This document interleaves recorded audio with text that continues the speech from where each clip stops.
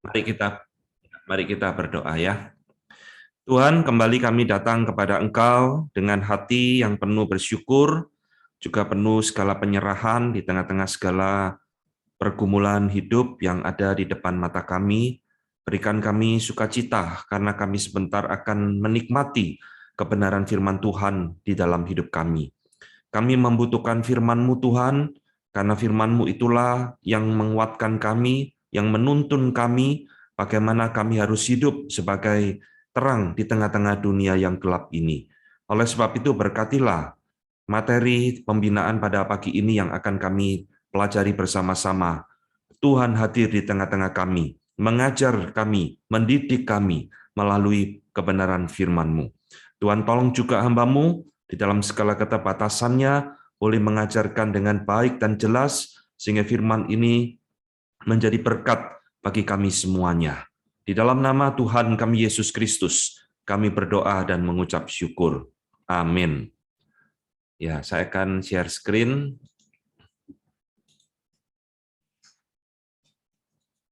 Oke ya. Nah, saudara sekalian, kita masih ada di dalam seri tentang speaking intang bagian yang kedua. Jadi minggu lalu kita telah belajar speaking intang bagian pertama. Di situ saya sudah menjelaskan bahwa speaking intang itu bukan bahasa planet. Speaking intang juga bukan sarana untuk berdoa. Dan speaking intang juga bukan sebagai karunia yang paling penting. Lalu apa sebenarnya saudara speaking intang ini kalau begitu? Nah, ini yang akan kita bahas pada bagian yang kedua ini. Dan di dalam bagian kedua ini, kita akan bertemu dengan ayat-ayat yang agak sulit, tetapi saya akan berusaha menjelaskan dengan bahasa yang sederhana, supaya kita tuntas memahami tentang speaking intang ini, dan kita tidak lagi dibingungkan oleh fenomena-fenomena yang tengah terjadi ini. Ya, nah saudara, kita akan memulai dengan satu hal, yaitu apa maksud speaking intang itu diberikan oleh Tuhan kepada gereja mula-mula. Nah, saudara yang kasih Tuhan, untuk menjawab ini ya kita harus kembali lagi kepada apa yang dikatakan oleh firman Tuhan. Bukan berdasarkan pengalaman, pokoknya saya mengalami, tidak bisa. Kita juga tidak boleh main tebak-tebakan di dalam menjawab pertanyaan yang serius ini. Nah, kita harus kembali kepada firman Tuhan, dan kita akan menganalisa, saudara, kemunculan dari speaking intang ini di dalam kitab Kisah Rasul. Di dalam materi spiritual gift yang pernah kita bahas, saya pernah memberikan tabel seperti ini ya, mirip bahwa kemunculan karunia speaking intang ini paling banyak ternyata dicatat di dalam kitab para rasul selain 1 Korintus. Nah, kita akan lihat saudara, pertama, speaking intang itu muncul di dalam peristiwa Pentakosta, Kisah Rasul pasal kedua. Dan di dalam kisah itu, peristiwa itu, saudara harus ingat, yang berbicara atau yang melakukan speaking intang dicatat adalah para rasul dan 120 murid yang bersama-sama dengan rasul menantikan turunnya Roh Kudus. Ya, mereka lalu speaking intang dan didengarkan oleh orang-orang Yahudi dari perantauan diaspora yang datang ke Yerusalem pada hari raya Pentakosta, dan mereka terheran-heran bahwa rasul-rasul ini berbicara di dalam bahasa kami, ya, kira-kira ada 13 macam bahasa. Peristiwa yang kedua, saudara sekalian, speaking intang muncul di dalam peristiwa Cornelius, keluarga Cornelius, seorang Gentiles, seorang non-Yahudi di Kisah Rasul 10, di mana yang berbicara sekarang adalah Cornelius itu sendiri dan seisi rumahnya. Berbicara speaking intang, sekarang terbalik, saudara. Yang mendengarkan adalah Petrus dan orang-orang Yahudi yang menyertainya. Ya, Petrus sekarang terheran-heran. Loh, ternyata Cornelius ini orang Gentiles, non-Yahudi, dia juga diberikan satu spiritual gift yang sama yang seperti kami alami. Ya, lalu Petrus melaporkan kepada gereja pusat di Yerusalem. Nah, peristiwa ketiga ada di dalam Kisah 119 tentang kasus di Efesus. Nah, sekarang yang berbicara ini 12 orang di Efesus, ya, 12 orang setelah ditumpangi tangan oleh Paulus, mereka speaking in tongue. Jadi yang mendengarkan Paulus sekarang. Nah, saudara, inilah kemunculan speaking in tongue di dalam peristiwa-peristiwa kisah Rasul. Ya. Lalu apa yang bisa kita lihat, saudara, kita pelajari dari peristiwa ini? Apa yang umum terjadi di dalam kasus-kasus ini? Saudara perhatikan, ini penjelasan saya, saudara. Jadi perhatikan, di dalam semua kemunculan kasus speaking in tongue itu semua terjadi di dalam konteks penginjilan kepada bangsa-bangsa non-Yahudi atau istilahnya Gentiles. Ya, perhatikan saudara, setelah kisah Rasul pasal kedua, para rasul itu speaking in tongue, lalu tidak lama kemudian Petrus memberitakan Injil kepada orang-orang non-Yahudi, kepada orang-orang Yahudi yang datang di Yerusalem, dan 3.000 orang bertobat. Peristiwa di rumah Kornelius juga sama. Petrus datang ke rumah Kornelius atas perintah Tuhan untuk memberitakan Injil kepada keluarga Kornelius. Juga di dalam peristiwa Kisah Rasul 19 juga sama. Paulus memberitakan Injil kepada 12 murid di Efesus, lalu mereka bertobat, dan mereka speaking in tongue. Ini, saudara, latar belakang yang seringkali dilupakan oleh gereja-gereja yang melakukan atau mempraktekkan speaking in tongue. Wah, pokoknya saya speaking in tongue. Tidak, saudara. Ini loh latar belakang kemunculannya.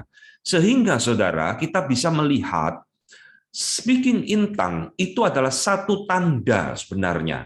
Ini nanti ayat akan kita bahas sebentar lagi. Satu tanda, sign, bahwa Injil sekarang itu telah diberitakan kepada bangsa-bangsa lain. Mengapa Injil diberitakan kepada bangsa lain? Karena Israel yang pertama kali harusnya menerima Tuhan Yesus, menerima Mesias, mereka justru menolak Mesias, menolak Tuhan Yesus. Maka Injil itu sekarang diberitakan kepada bangsa-bangsa lain, dan itu ditandai dengan spiritual gift yang kita kenal dengan speaking in tongue. Jadi saudara lihat, ini loh latar belakang daripada karunia speaking in tongue. Ya, nah saudara, John Chrysostom, seorang bapak gereja, mengatakan kalimat, alasan para rasul mendapatkan karunia speaking in tongue pertama-tama, adalah karena itu adalah sebuah tanda bahwa mereka akan pergi ke segala tempat untuk memberitakan Injil. Jadi saudara, bapak-bapak gereja dari awal, termasuk nanti kita lihat, kemarin sudah kita bahas tentang Agustinus, juga sudah berpendapat hal yang sama, bahwa karunia ini itu tidak bisa dilepaskan dari konteks pemberitaan Injil kepada bangsa-bangsa non-Yahudi.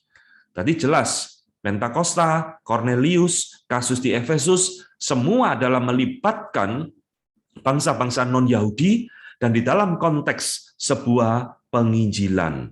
Nah, saudara, saya akan sekarang menjelaskan satu ayat yang sulit, yang mungkin tidak pernah dikhotbahkan dan tidak pernah diajarkan di dalam gereja, saudara.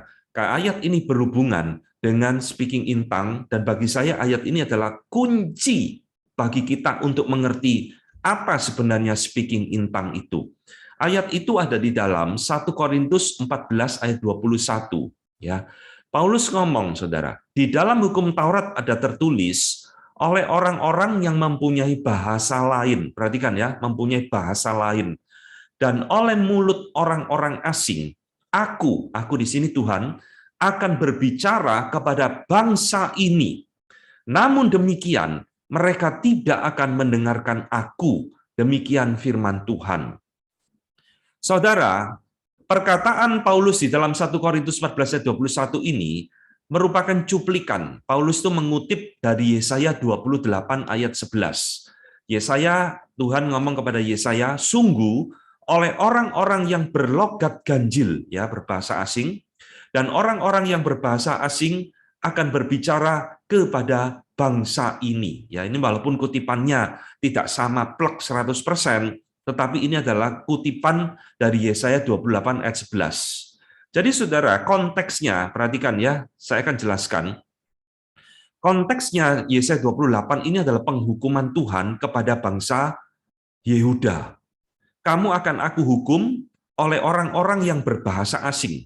Dalam hal ini adalah bangsa Babel, saudara. Karena bangsa Babel itu kan menyerang Yehuda lalu dibawa menjadi tawanan, termasuk di situ Daniel dan kawan-kawan dibawa menjadi tawanan di negara Babel. Ini Tuhan menubuatkan oleh orang-orang yang berlogat ganjil dan berbahasa asing akan berbicara kepada bangsa ini. Ini bicara tentang penghukuman. Lalu ayat ini, saudara, dikutip oleh Paulus di dalam 1 Korintus 14. Dan di dalam 1 Korintus 14 ini, kutipan ini bersangkut paut dengan karunia speaking in tongue. Jadi ada bahasa-bahasa asing. Oleh orang-orang yang memiliki bahasa lain, oleh mulut orang-orang asing, aku akan berbicara kepada bangsa ini. Namun demikian mereka tidak akan mendengarkan aku. Pertanyaannya, saudara, siapa yang dimaksud oleh bangsa ini? Ya, siapa yang dimaksud oleh mereka? Aku akan berbicara kepada bangsa ini, namun mereka tidak akan mendengarkan aku. Ini kan sama, bangsa ini dan mereka ini kan menuju kepada objek yang sama. Pertanyaannya adalah siapa yang dimaksud oleh Tuhan?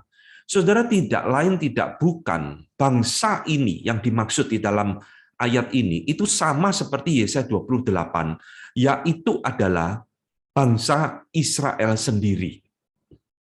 Jadi ini ada satu nubuatan Tuhan di dalam kitab Yesaya kepada bangsa Israel. Lihat, aku akan menghukum engkau melalui orang-orang yang berbahasa asing. Ya jelas, bahasa Babel lain dengan bahasa Ibrani, saudara. Mereka akan berbicara kepada bangsa ini, menghukum bangsa Israel, menawan bangsa Israel. Nah, ayat ini juga sama. Oleh bahasa-bahasa lain dan mulut-mulut orang asing, aku akan berbicara kepada bangsa ini. Ini menunjuk kepada karunia speaking in tongue, saudara.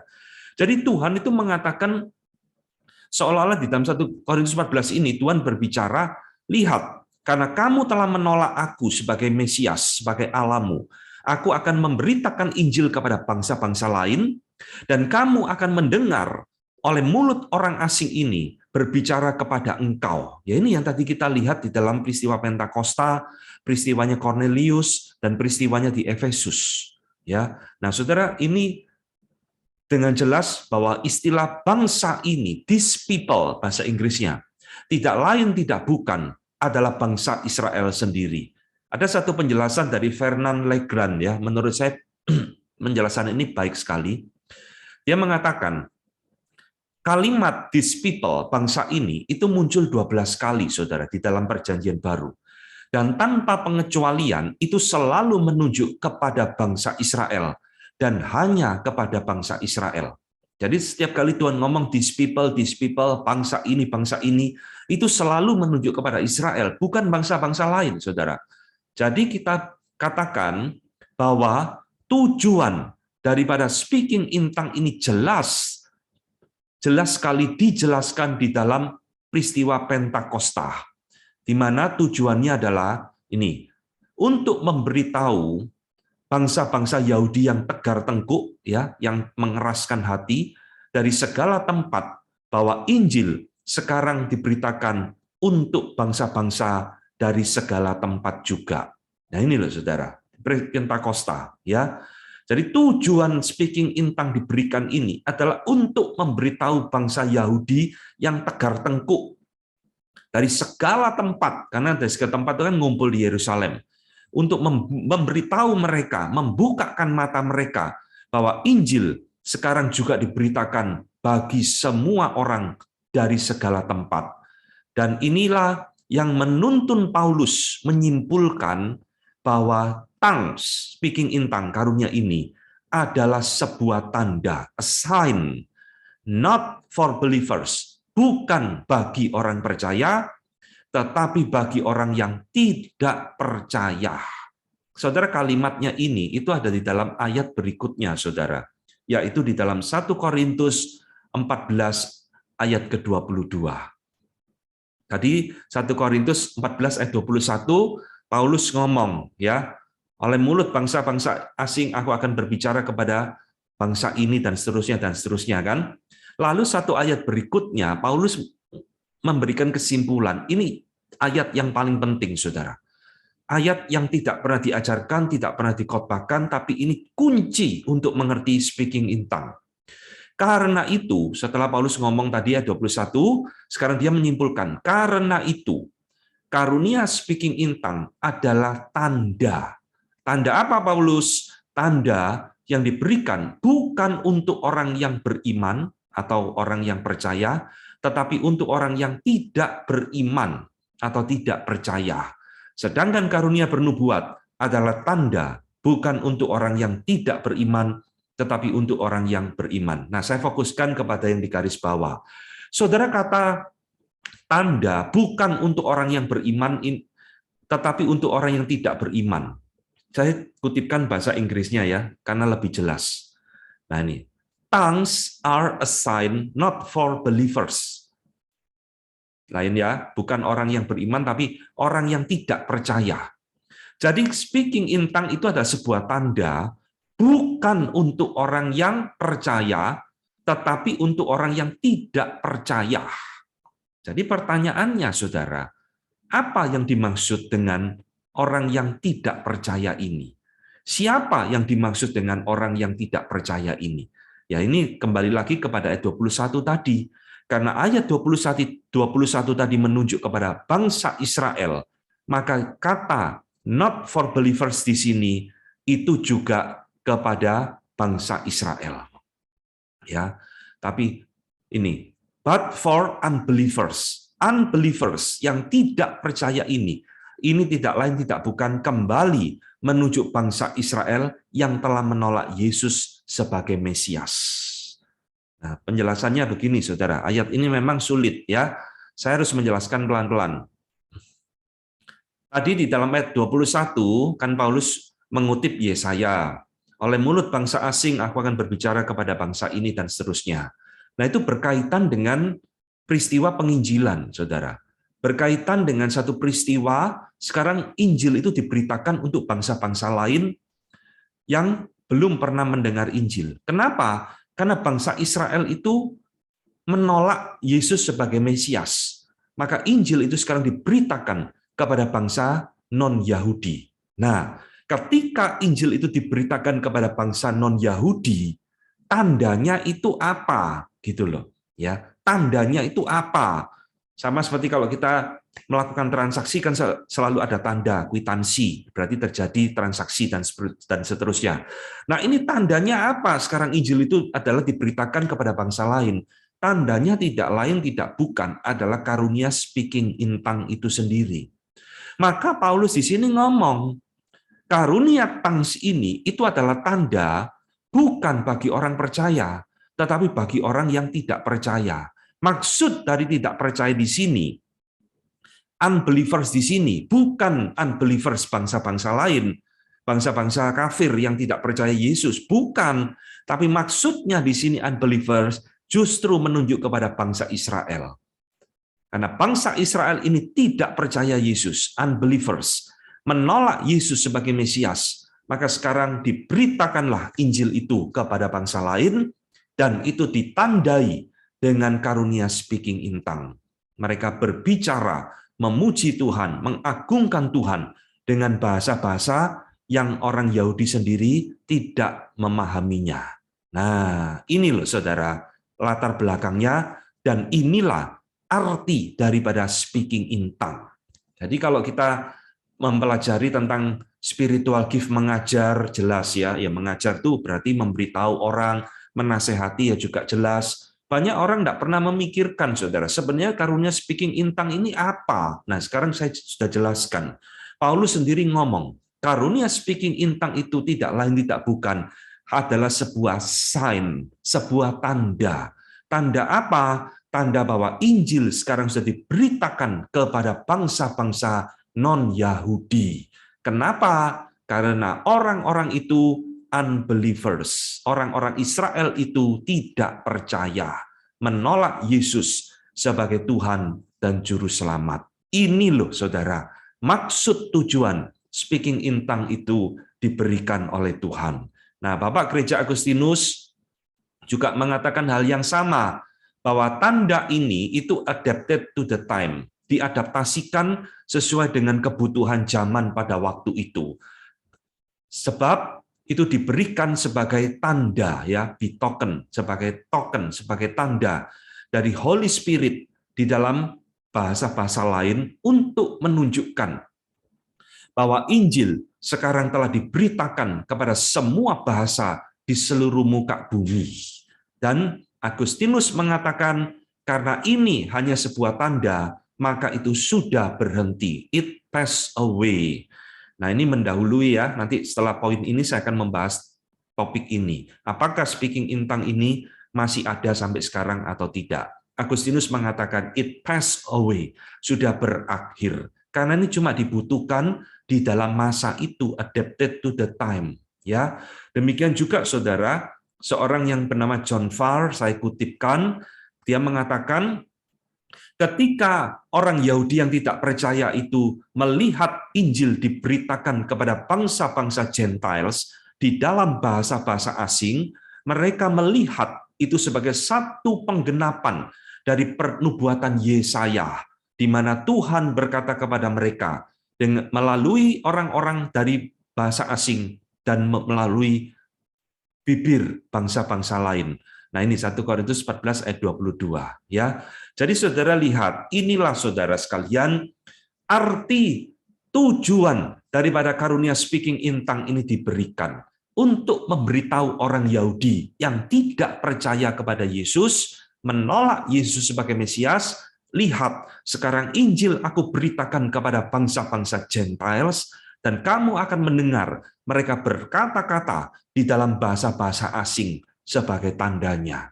Jadi saudara, inilah yang dimaksud tujuan daripada speaking in tongue. Jadi speaking in tongue itu sekali lagi adalah bahasa manusia biasa. Kalau itu bahasa planet lain, buat apa diberikan oleh Tuhan? Tanda apa yang diberikan oleh Tuhan? Tidak bisa, itu bahasa manusia biasa. Dan saya sudah membuktikan di dalam penggalian, itu bukan bahasa yang aneh-aneh. Dan itu bukan sarana untuk berdoa kepada Tuhan. Tetapi itu adalah sebuah sign, sebuah tanda. Ya, nah saudara, saya harap penjelasan yang singkat ini bisa sekarang membuat kita clear tentang tujuan speaking in tongue diberikan kepada kita. Nah, hal kedua, Bapak Ibu sekalian, kita akan mencoba menjawab, kalau itu adalah sebuah tanda, apakah speaking in tongue itu adalah karunia spiritual gift yang terus ada hingga hari ini?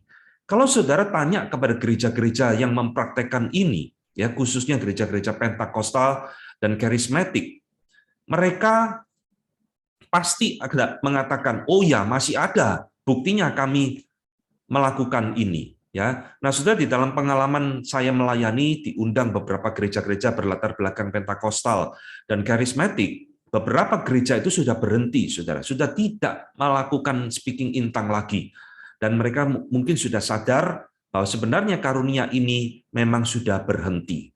Jadi saya akan menjawab sekarang, saudara, pertanyaan yang krusial kedua ini. Apakah speaking in tongue ini masih ada? Nah, kembali lagi, ini bukan tebak-tebakan, ya. Ini bukan spekulasi, tapi kita harus kembali kepada firman Tuhan. Firman Tuhan ngomong apa? Yaitu yang harus kita turuti. Saya sekarang akan kutipkan perkataan Paulus di dalam 1 Korintus 13 ayat ke-8 sampai 10. Perhatikan, saudara. Paulus ngomong, kasih tidak berkesudahan, nubuat akan berakhir, speaking in tongue akan berhenti, pengetahuan akan lenyap. Ya, perhatikan, ada 3 yang disebut oleh Paulus. Nubuat, speaking in tongue, dan pengetahuan, knowledge akan berhenti semua ini, 3 ini. Sebab pengetahuan kita tidak lengkap dan nubuat kita tidak sempurna. Tetapi jika yang sempurna tiba, maka yang tidak sempurna itu akan lenyap. Saudara, ini adalah ayat sulit kedua selain tadi yang dikatakan di dalam 1 Korintus 14 ayat ke-22. Ini adalah ayat sulit kedua yang mungkin tidak pernah dikhotbahkan dan tidak pernah diajarkan, saudara. Pertanyaannya, saudara, apa yang dimaksud oleh Paulus dengan yang sempurna? Tetapi jika yang sempurna itu sudah tiba, maka yang tidak sempurna itu akan lenyap atau berhenti. Ya, nah ini memang menjadi polemik, menjadi perdebatan, banyak tafsiran macam-macam. Tapi saya ingin saudara memperhatikan satu hal di dalam ayat ini. Perhatikan saudara, nih saya tuliskan. Di dalam kalimat yang kedua, ini ya kalimat mulai kata sebab ini, Paulus hanya menyebut pengetahuan dan nubuat. Speaking in tongues sudah tidak disebut, dan itu dihubungkan dengan yang sempurna. Saya ulangi, supaya saudara memahami. Nubuat akan berakhir, 1. Speaking in tongues akan berhenti, 2. Pengetahuan akan lenyap, 3. Ya, 3 hal. Nah, setelah ini kalimat kedua, Paulus cuma menyebut 2 hal. Sebab pengetahuan kita tidak lengkap, nubuat kita tidak sempurna. Loh, speaking in tongues-nya nggak disebut, saudara-saudara. Betul kan? Lalu 2 hal ini, pengetahuan dan nubuat ini dihubungkan dengan yang sempurna. Tetapi jika yang sempurna tiba, maka yang tidak sempurna itu akan lenyap. Nah, jadi ini menimbulkan satu pertanyaan, apa yang dimaksud oleh Paulus dengan yang sempurna di sini? Saudara, ada banyak tafsiran. Saya tidak mengajak saudara jelimet meneliti satu-satu, tetapi saya akan menunjukkan 2 tafsiran saja. 2 tafsiran yang paling utama, saudara, yang sering kali dihubung-hubungkan dengan pengertian yang sempurna di sini. Jika yang sempurna di sini tiba, maka ketiga-tiganya ini akan lenyap, khususnya pengetahuan dan nubuat. Ya, perhatikan, apa sih arti dari yang sempurna yang dimaksud oleh Paulus? Ada pentafsiran pertama mengatakan, yang sempurna di sini itu menunjuk kepada kedatangan Yesus yang kedua kali. Jadi ketika Yesus datang kedua kali, maka nubuat, pengetahuan, dan speaking in tongues akan berhenti. Ini didasarkan, saudara, dari ayat 1 Korintus 13 ayat 12. Tadi kan ayat 8 sampai 10, sekarang ayat 12. Berbunyi seperti ini. Karena sekarang kita melihat dalam cermin suatu gambaran yang samar-samar. Tetapi nanti kita akan melihat muka dengan muka. Sekarang aku hanya mengenal dengan tidak sempurna, tetapi nanti aku akan mengenal dengan sempurna, seperti aku sendiri dikenal. Ya, jadi lihat ada kata sempurna muncul 2 kali, lalu ada kata muka dengan muka, sehingga banyak pentafsir mentafsirkan berarti yang sempurna di sini itu adalah kedatangan Yesus yang kedua kali. Saudara perhatikan, ini adalah satu tafsiran, karena di dalam ayat ini tuh Paulus tidak ngomong jelas ya, oh Yesus datang kedua kali, tidak ada saudara. Dia cuma ngomong secara abstrak, secara tidak terlalu jelas. Nah saudara, pertanyaannya, benarkah yang sempurna yang dimaksud oleh Paulus di sini itu menunjuk kepada kedatangan Tuhan Yesus yang kedua kali? Ini yang harus kita klarifikasi, saudara. Memang seolah-olah secara gampangnya, oh ya ini seolah-olah kedatangan Yesus kedua kali. Tapi tunggu dulu, saya akan jelaskan. Perhatikan, satu ayat berikutnya, yaitu ayat 13, ya Paulus ngomong seperti ini. Demikianlah tinggal ketiga hal ini, yaitu iman, pengharapan, dan kasih. Dan yang paling besar di antaranya ialah kasih. Saudara, di dalam 1 Korintus pasal 13 ini, Paulus mengatakan, hanya iman, pengharapan, dan kasih yang akan bertahan. Kesimpulannya, saudara, ini kalimat terakhir ini penting ya. Ini berarti nubuat, pengetahuan, dan tongues akan berakhir mendahului iman, pengharapan, dan kasih. Betul nggak, saudara? Coba kita cerna pelan-pelan ya. Ini ayat yang sulit, saya tahu ayat yang sulit. Dan saya mencari jawaban ini bertahun-tahun, saudara. Saya bacai puluhan tafsiran, mungkin ratusan tafsiran, tidak menemukan penjelasan yang memuaskan.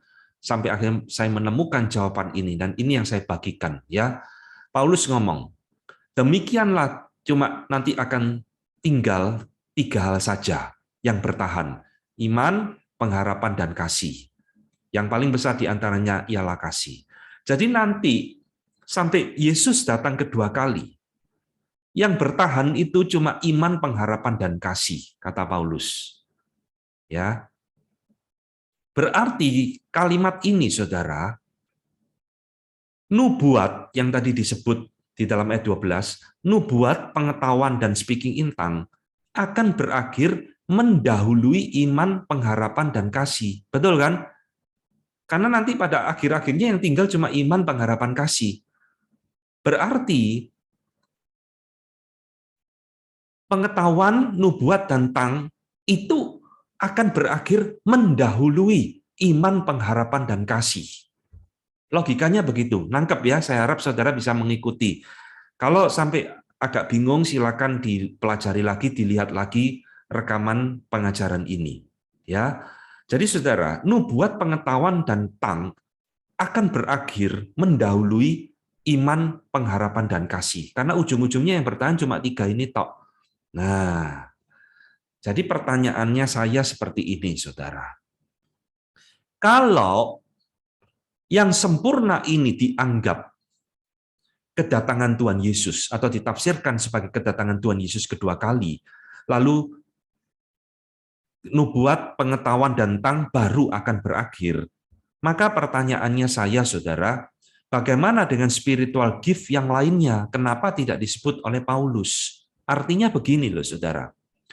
Kalau yang sempurna ini ditafsirkan sebagai kedatangan Yesus yang kedua kali, mestinya yang berakhir itu bukan cuma pengetahuan, nubuat, dan tang, tapi semua karunia rohani, spiritual gift itu akan berhenti. Ngerti ya maksud saya ya? Saya ulang sekali lagi. Pada waktu kedatangan Tuhan Yesus kedua kali, spiritual gift yang akan berhenti ya bukan cuma pengetahuan, nubuat, dan speaking in tongue. Semua berhenti, karunia mengajar, karunia menasehati, karunia bernubuat, macam-macam. Semua itu berhenti karena namanya spiritual gift itu hanya dibutuhkan oleh gereja Tuhan selama di dalam dunia. Jadi aneh sekali, saudara, perhatikan logikanya, aneh sekali kalau Paulus mengatakan atau bermaksud menunjuk kepada yang sempurna ini adalah kedatangan Yesus kedua kali, tapi dia cuma ngomong, yang berhenti cuma nubuat, pengetahuan, dan tang. Loh ini aneh. Karena pada waktu Yesus datang kedua kali, yang berhenti bukan cuma 3 ini, tapi semua akan berhenti. Kenapa kok tidak disebut oleh Paulus? Nangkap ya logikanya ya. Berarti kesimpulan saya, saudara, Paulus ini bukan sedang berbicara tentang kedatangan Yesus kedua kali. Ada sesuatu tafsiran lain yang lebih tepat untuk memahami tentang arti kata yang sempurna tadi. Apabila yang sempurna itu tiba, maka nubuat, pengetahuan, dan tang akan berhenti. Berarti yang lainnya tidak berhenti, yang cuma 3 ini tok berhenti. Apa itu, saudara? Yang sempurna di situ bagi saya lebih tepat ditafsirkan adalah kanon Alkitab. Nah, ini adalah pelajaran kita yang paling awal sekali, kira-kira 4 bulan atau 5 bulan yang lalu, ketika kita belajar tentang Alkitab. Pada satu masa tertentu, ketika Allah itu sudah selesai berfirman kepada manusia, Alkitab itu dikanonkan, ya, ditutup menjadi 66 kitab seperti di tangan kita sekarang. Itu istilah kanon. Jadi ketika yang sempurna itu tiba, yaitu ketika Alkitab itu sudah selesai, Allah tidak lagi berfirman, maka karunia nubuat otomatis juga berhenti, saudara. Karena nubuat itu berkaitan dengan pewahyuan Allah. Pengetahuan juga akan berhenti. Nah, pengetahuan ini bukan pengetahuan fisika, ilmu pengetahuan, bukan. Pengetahuan di sini adalah pengetahuan tentang rahasia-rahasia ilahi. Juga berhenti. Kenapa berhenti? Karena Alkitab sudah ada. Alkitab sudah selesai. Kita tidak membutuhkan nubuat lagi. Kita tidak membutuhkan pengetahuan rahasia lagi. Termasuk di dalamnya speaking in tongue juga akan berhenti. Ini, saudara, menurut saya tafsiran yang lebih tepat. Maka John Ecob ya mengatakan pewahyuan ilahi dan nubuat menjadi tidak diperlukan lagi ketika kanon daripada Alkitab sudah selesai. Ini menurut saya penjelasan yang sangat baik sekali. Dan semua teolog-teolog reform mengatakan hal yang sama, ya, bahwa kalimat ketika yang sempurna itu sudah tiba, itu menunjuk kepada pewahyuan yang sempurna di dalam kitab suci, yaitu Alkitab. Ya, jadi Alkitab ketika sudah selesai difirmankan, kita tidak butuh lagi karunia nubuat, kita tidak butuh lagi karunia pengetahuan. Karena Alkitab sudah selesai, saudara. Allah tidak berfirman lagi. Yang sempurna itu sudah tiba, maka yang tidak sempurna ini itu akan berlalu dan berhenti. Ya, menurut saya tafsiran kedua ini lebih masuk akal, lebih bisa diterima. Sebab Paulus berbicara tentang pewahyuan. Jadi ini kan dua karunia yang bersifat pewahyuan, nubuat dan pengetahuan. Ya, ketika Alkitab sudah selesai, ya kita tidak membutuhkan nubuat dan pengetahuan. Tadi saudara perhatikan, saya mengatakan di depan, di dalam kalimat kedua, tadi Paulus itu hanya menyinggung tentang karunia nubuat dan karunia pengetahuan. Bila yang sempurna itu tiba, nubuat dan pengetahuan ini akan berhenti. Maka pertanyaannya, lah, kapan speaking in tongue-nya berhenti? Tentunya saudara, speaking in tongue berhenti itu bersamaan dengan selesainya pewahyuan Allah atau kanonisasi. Nah, sekarang saya akan jelaskan sedikit. Karena speaking in tongue tadi saya katakan hanya sebuah tanda bagi orang Yahudi yang tidak percaya, ya, unbelievers, bahwa Injil sekarang sudah diberitakan di antara bangsa-bangsa lain, maka saudara, untuk apa tanda ini terus diberikan kepada gerejanya bila realitas yang dimaksudkan oleh tanda ini sudah jelas di depan mata? Kan tidak perlu, saudara. Saya berikan analogi, ya. Saudara, kita mau ke Jakarta, naik mobil. Di sepanjang perjalanan itu kita akan menemukan tanda-tanda, kan. Jakarta kurang 500 kilo, wow, berarti lurus, lagi terus, jalan terus sampai ke Cirebon, lalu muncul tanda lagi, Jakarta kurang 300 kilo. Nah, itu tanda lagi, saudara. Sampai saudara tiba di Jakarta, loh, apakah kita masih perlu tanda, saudara? Kan tidak perlu. Karena kita sudah tiba di realitanya. Sudah tidak perlu lagi tanda. Dan kita tidak perlu tanya-tanya, loh saya ini mana tanda Jakarta kok tidak muncul lagi? Loh karena kita sudah tiba di Jakarta. Dan demikian juga saudara dengan karunia speaking in tongue ini. Ini adalah tanda. Tanda apa? Tuhan ingin memberitahu kepada orang Yahudi yang menolak Yesus, yang tidak percaya, lihat, Injil sekarang sudah aku beritakan kepada bangsa-bangsa lain. Kamu akan melihat dan mendengar. Bangsa-bangsa lain ini akan berbicara dengan bahasa-bahasa asing yang tidak kamu mengerti. Dan ketika itu sudah terulang beberapa kali di dalam kasus Kisah Para Rasul, masa iya tanda itu harus diberikan terus-menerus hingga hari ini? Kan tidak perlu, saudara. Saya yakin bangsa Yahudi sekarang sudah mengerti bahwa Injil itu sekarang diberitakan kepada bangsa-bangsa di luar bangsa mereka.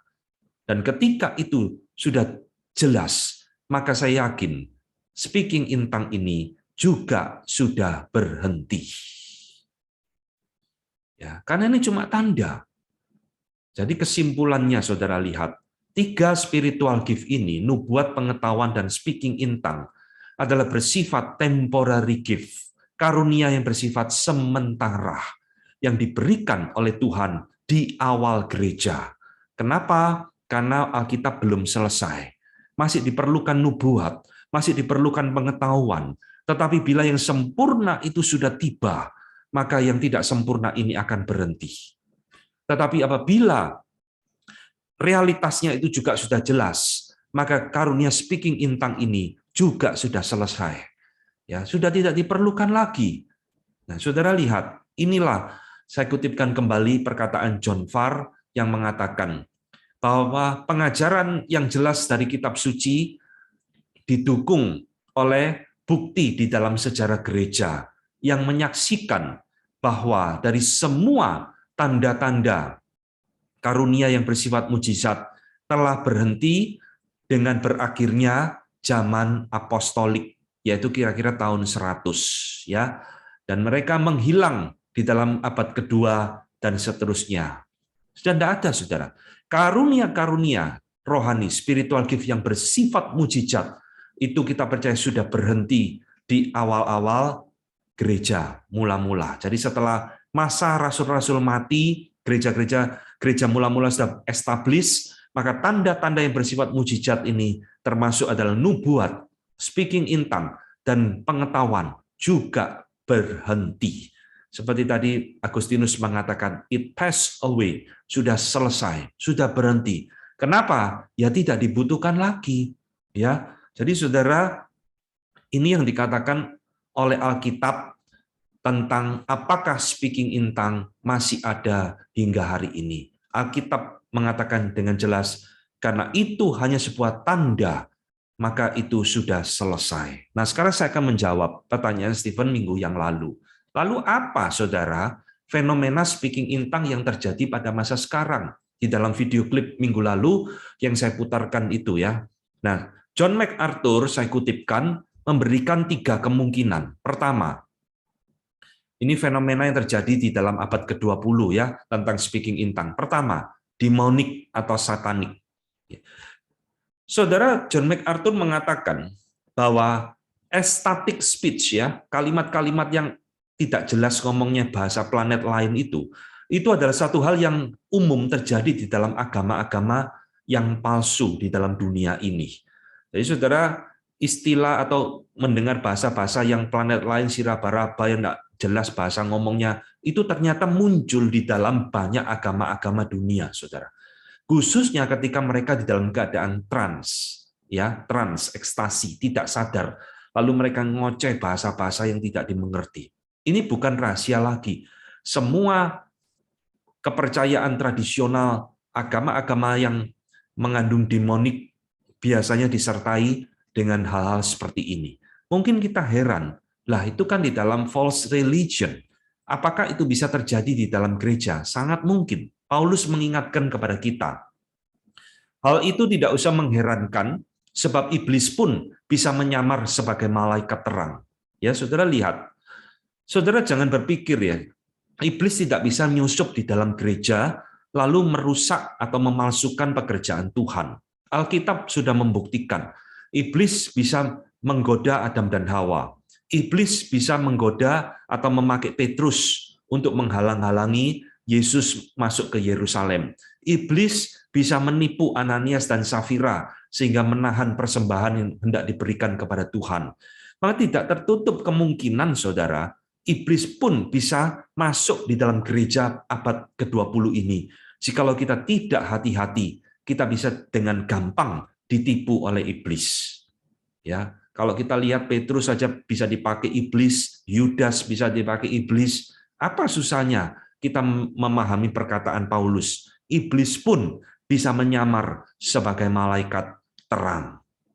Ya, hati-hati, saudara. Maka ini adalah kemungkinan pertama, fenomena-fenomena yang kita lihat itu adalah kemungkinan adalah bisa ditunggangi oleh iblis. Kedua, John MacArthur mengatakan itu adalah learned behavior, satu tingkah laku yang dipelajari. Ya, minggu lalu saya mengajarkan ada gereja-gereja yang buka les kursus speaking in tongue, padahal ini sesuatu yang tidak bisa diajarkan, saudara. Dan MacArthur mengatakan kebanyakan fenomena glosolalia speaking in tongue, saya yakin berada di dalam kategori ini. Ya, jadi ini semacam tiru-tiru. Jadi sesuatu yang dipelajari terus, akhirnya di dalam ibadah itu menjadi kebiasaan dan menjadi pola di dalam hidup seseorang. Ya, learn behavior. Yang ketiga, saudara sekalian, MacArthur mengatakan bisa kemungkinannya adalah psychologically induced. Jadi ini sesuatu kejiwaan yang distimulir, yang dibangkitkan. Ya, saya kasih contoh.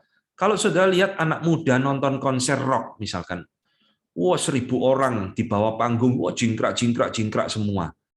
Lalu mana ada, saudara, ada satu orang tuh diem aja enggak jingkrak-jingkrak. Itu nyaris tidak mungkin, saudara.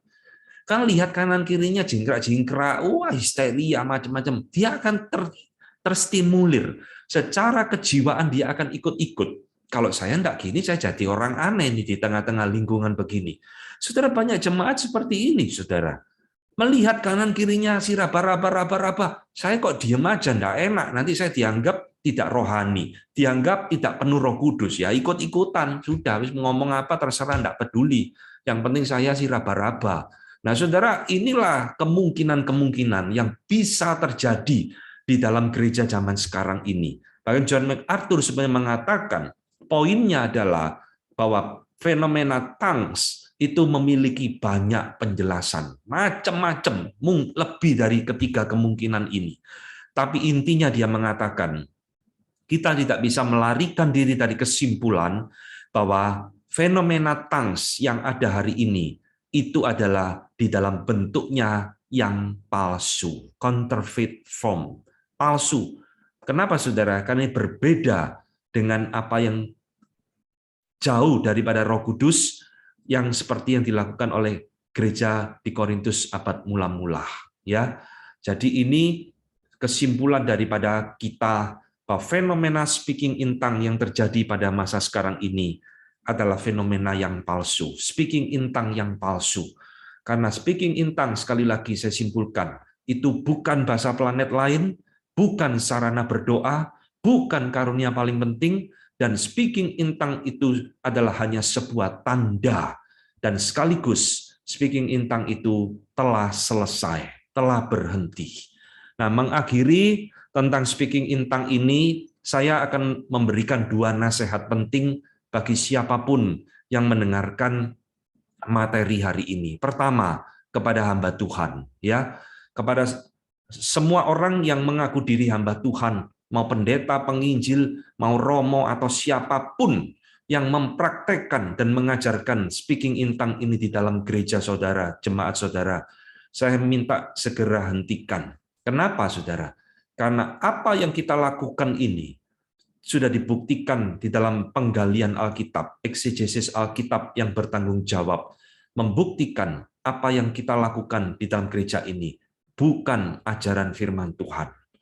Video klip yang saudara lihat minggu yang lalu, itu bukan firman Tuhan, itu bukan ajaran Alkitab.